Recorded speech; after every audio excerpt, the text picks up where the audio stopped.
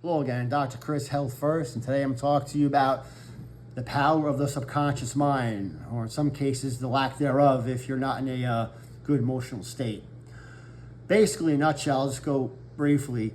The conscious mind only knows roughly what the subconscious feeds it, okay? So if the subconscious is constantly feeding the conscious brain love and happiness and joy, that's how the conscious brain will perceive yourself and the rest of the world, basically.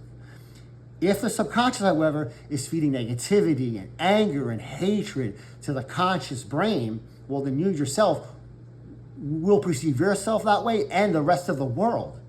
And that is something that governments will know, and that's how they control us, through these mind-controlled manipulation. Well, how do they do that? See, since the conscious brain only knows what the subconscious tells it, they make sure that they feed subliminal messages into the subconscious brain. Okay, so if you have already had, let's say for, some PTSD, anxiety, or depression already there, and they'll find out that, and I'll get into some stories, they'll find out about that, so they'll make sure to put these triggers to trigger that in your subconscious. And then all of us have some triggers, but if it's already there, then your PTSD or your depression, anxiety is going to get worse. And what's that's going to do? That's going to feed right into your conscious mind. So your conscious mind is going to be PTSD, your depression, anxiety. It's going to be overloaded, okay? But see, it's not just that. See, the conscious brain, the frontal lobe, yeah, it has your personality, but also that's where your conscious decision-making center is, right there. So, and they know this. So if they overload your brain, your conscious brain now, from all the subconscious information, constantly overloading, you're not going to make any rational thoughts. Your frontal lobe is going to be in state of excitatory, and all you're going to do is think on emotion. You're not going to think rationally. You're not going to make rational thoughts and calculated decision-making. And that's what they know. And actually, that's what they kind of did to my wife and I. That's why we do these videos to help people. We really we're not perfect, but we didn't have like this PTSD, like paranoia, like watching. No. Until with previous videos, we spoke about that informant, all right? And I'm going to tell you a few stories. You're like, wow, strange, how they put these subliminal messages into your subconscious, and they fed into both of my wife's conscious brain. And I'm going to get into the stories, but I'm going to fast forward for a second. But we had to learn how to, as my wife said, reframe that subconscious brain and how to feed the proper information back to the conscious brain. So the power of our subconscious mind can bring us to a higher self and higher being, so we can be in a happier place and help people. So basically, he told us many stories, but I'll get into a few real quick.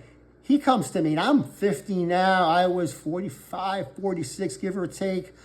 He tells a story. You might say, oh, big deal. No, he told a story. I was about 12 or 13, and I wasn't even there. So let's get that straight. But I knew very little details. After he told me the story, I had to go to a member of my family to get the rest of the story.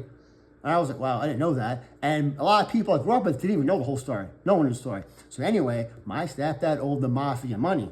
They saw fit to send a message and try to rough me up. But as fate of God would have it, I wasn't there that day.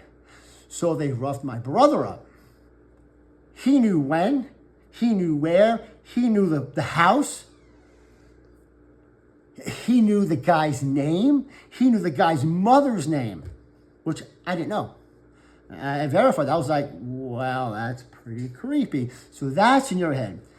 He one time told my wife a story that when Florida moved out here, how the Masons approached her and told her to make her life difficult. We were like, okay, and then we verified with her. I mean, that's kind of creepy. A couple of times he told us, you see that guy in the biker vest behind you in the Whole Foods the other day? I'm like, yeah. And he told us the conversation we had. You see that guy over there and you went to get a smoothie? I go, yeah. He goes, so the conversation we had. This is the subliminal messaging that they put in both my wives' subconscious, that they're watching. That constant paranoia, it triggered our subconscious to feed our conscious brain in a constant state of paranoia and almost in a, how do you say, like a frozen state. Like, can't move. Like, what do I do?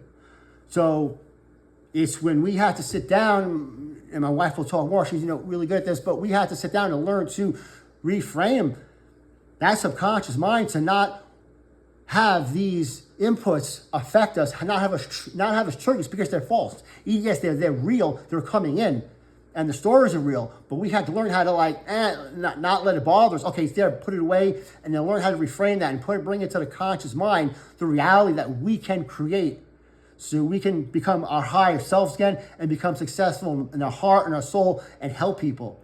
So that's what now I do. We do the YouTubes. Now when people come to office, that's how we help people, because what happens to us, it really brought us to a place to where now we want to help more people so no one else will spiral out of control. We didn't, but it was close because of all the negativity that was given to us. So you know what? So come check us out at healthfirstad.com or our YouTube at Quest for Knowledge 33. Have a great day.